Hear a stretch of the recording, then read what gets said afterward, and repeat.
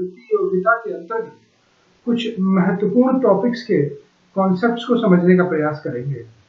इसी क्रम में हम लघुत्तम समापवर्त एलसीएम एवं महत्तम समापवर्तक को समझेंगे।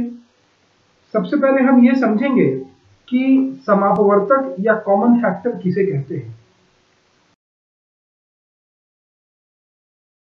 अधिक संख्याओं का समापवर्तक वह संख्या है जो दी गई संख्याओं में से प्रत्येक को पूर्णतया विभाजित करे।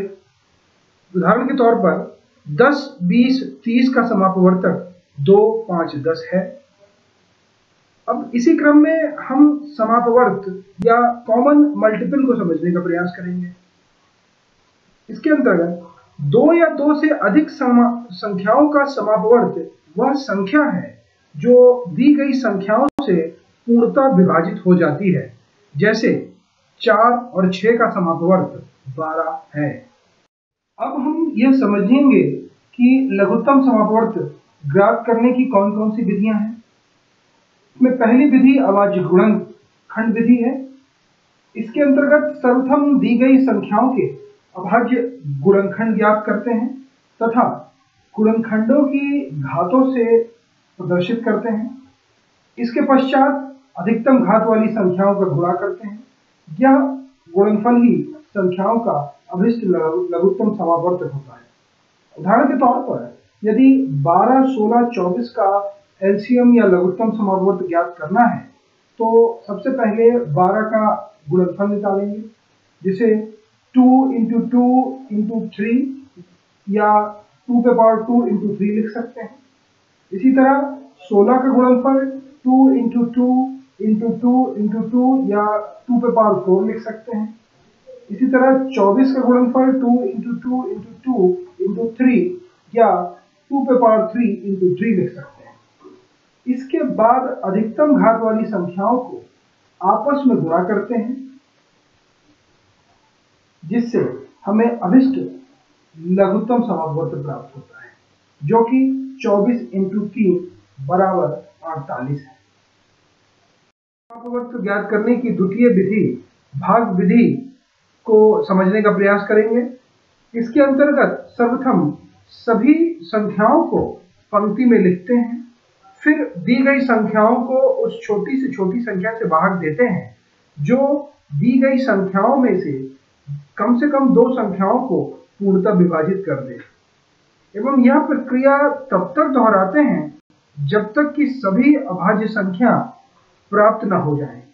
अंततः भाजकों एवं अंतिम पंक्ति की संख्याओं का गुणनफल ही अभिष्ट लघुत्तम समापवर्त होता है। उदाहरण के तौर पर हम इसे ऐसे समझ सकते हैं, जैसे यदि 6, 8 एवं 24 का लघुत्तम समापवर्त ज्ञात करना है तो 6, 8 एवं 24 को एक पंक्ति में लिखकर सबसे छोटी से छोटी संख्या जो कि 2 है से इसे विभाजित करेंगे। इसके बाद जो भागफल है वो 3, 4, 12 आएगा। चूंकि इसमें 4 और 12 पुनः 2 से विभाजित हो सकती हैं, इसलिए इसे पुनः 2 से विभाजित करेंगे। इसके बाद भागफल 3, 2, 6 आएगा। इसे पुनः 2 से विभाजित करेंगे, जिसके बाद भागफल 3, 1, 3 आएगा। अब इसे 3 से विभाजित करेंगे, जिसके बाद भागफल 1 आएगा। अब 2 × 2 × 2 × 3 × 1 करते हुए अभिष्ट गुणनफल 72 होगा, जो कि लघुत्तम समापवर्त है। इस क्रम में आगे बढ़ते हुए अब हम महत्तम समापवर्त या हाईएस्ट कॉमन फैक्टर को समझने का प्रयास करेंगे। सबसे पहले हम यह जानेंगे कि महत्तम समापवर्तक कहते किसे हैं। 2 या 2 से अधिक संख्याओं का महत्तम समापवर्तक वह संख्या होती है जो दी गई संख्याओं में से प्रत्येक को पूर्णतः विभाजित कर दे। जैसे 12, 18, 30 का महत्तम समापवर्तक 6 है। अब हम ये जानेंगे कि महत्तम समापवर्तक ज्ञात करने की कौन कौन सी विधियां हैं। पहली विधि के अंतर्गत, जिसे अभाज्य गुणनखंड विधि कहते हैं, इसके अंतर्गत सर्वप्रथम सभी दी गई संख्याओं का गुणनखंड करते हैं तथा जो संख्याएं सभी में उभयनिष्ठ या कॉमन होती हैं उनका आपस में गुणा करते हैं और इस प्रकार जो गुणनफल मिलता है उसे ही संख्याओं का महत्तम समापवर्त कहते हैं। उदाहरण के तौर पर यदि हमें 36, 64 एवं 144 का महत्तम समापवर्त ज्ञात करना है तो सबसे पहले 36 का गुणनफल निकालेंगे जो कि 2 × 2 × 3 × 3 है। इसके बाद 64 का गुणनफल 2 × 2 × 2 × 2 × 2 × 2 है। इसके बाद 144 का गुणनफल जो कि 2 × 2 × 2 × 2 × 3 × 3 है। अब हम यह देखेंगे कि इन सभी संख्याओं के गुणनफलों में सब उभयनिष्ठ या कॉमन क्या है। आप ये देखने पे आप ये पाएंगे कि तीनों संख्याओं के गुणनफल में 2 × 2 ही उभयनिष्ठ है, अतः अभिष्ट दी हुई संख्याओं का महत्तम समापवर्त 2 × 2 बराबर 4 हुआ या होता है। भाग विधि के द्वारा महत्तम समापवर्त ज्ञात करने की विधि को समझेंगे। इसके अंतर्गत सर्वप्रथम दी गई संख्याओं में से सबसे छोटी संख्या से उससे बड़ी संख्या में भाग देते हैं तथा भाजक को प्राप्त शेष से विभाजित करते हैं एवं यह प्रक्रिया तब तक करते हैं जब तक कि शेष शून्य न प्राप्त हो जाए। अंतिम भाजक ही संख्याओं का अभिष्ट महत्तम समापवर्त होता है। मित्रों, अब हम ये जानेंगे कि भिन्नों के लघुत्तम समापवर्त व महत्तम समापवर्त कैसे ज्ञात किए जाते हैं या फार्मूलों के द्वारा भिन्नों के लघुत्तम समापवर्त एवं महत्तम समापवर्तों को कैसे ज्ञात किया जाता है। जिसमें पहला फार्मूला है भिन्नों का लघुत्तम समापवर्त बराबर अंशों का लघुत्तम समापवर्त बटे हरों का समापवर्त। दूसरा फार्मूला है भिन्नों का महत्तम समापवर्त बराबर अंशों का महत्तम समापवर्त बटे हरों का लघुत्तम समापवर्त।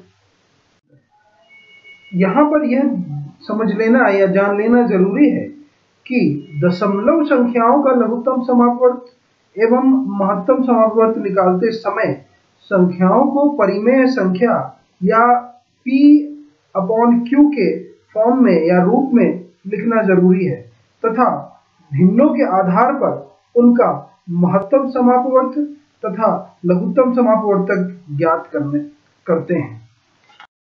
तो अब हम कुछ विशेष परिस्थितियों में प्रयुक्त होने वाले फार्मूलों को समझने का प्रयास करेंगे। जैसे यदि लघुत्तम समापवर्तक व महत्तम समापवर्तक दिया हो तो दो संख्याओं का गुणनफल बराबर संख्याओं का महत्तम समापवर्तक गुणे संख्याओं का लघुत्तम समापवर्तक होता है। इसी तरह यदि संख्याओं का लघुत्तम समापवर्तक एवं महत्तम समापवर्तक और दूसरी संख्या दी गई हो तो पहली संख्या बराबर संख्याओं का महत्तम समापवर्तक गुणे संख्याओं का लघुत्तम समापवर्तक बटे दूसरी संख्या होता है। इसी तरह यदि पहली संख्या, दूसरी संख्या एवं संख्याओं का लघुत्तम समापवर्तक दिया गया हो तो संख्याओं का महत्तम समापवर्तक बराबर पहली संख्या गुणे दूसरी संख्या बटे संख्याओं का लघुत्तम समापवर्तक होता है। लघुत्तम समापवर्तक एवं महत्तम समापवर्तक से जुड़े कुछ महत्वपूर्ण ट्रिकी सूत्रों की तरफ ध्यान देंगे, जिसके अंतर्गत सबसे पहला ट्रिकी सूत्र यह है कि वह बड़ी से बड़ी संख्या ज्ञात कीजिए जिससे किन्हीं संख्याओं P, Q, R को विभाजित करने पर शेषफल क्रमशः A, B, C प्राप्त होता है। इस तरह की संख्या को P minus A, Q minus B एवं R माइनस C का महत्तम समापवर्त निकालकर प्राप्त किया जा सकता है। इसी प्रकार दूसरे सूत्र के अंतर्गत वह छोटी से छोटी संख्या ज्ञात कीजिए जिससे P Q R से विभाजित करने पर शेषफल क्रमशः A B C बचे।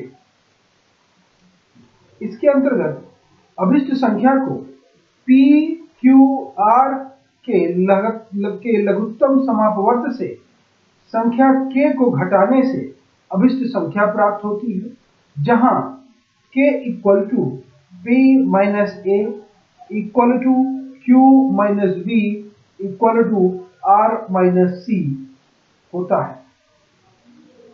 अंततः ट्रिकी सूत्र 3 में वह छोटी से छोटी संख्या ज्ञात कीजिए जिसे संख्याओं P Q R से विभाजित करने पर प्रत्येक स्थिति में K शेष बचे।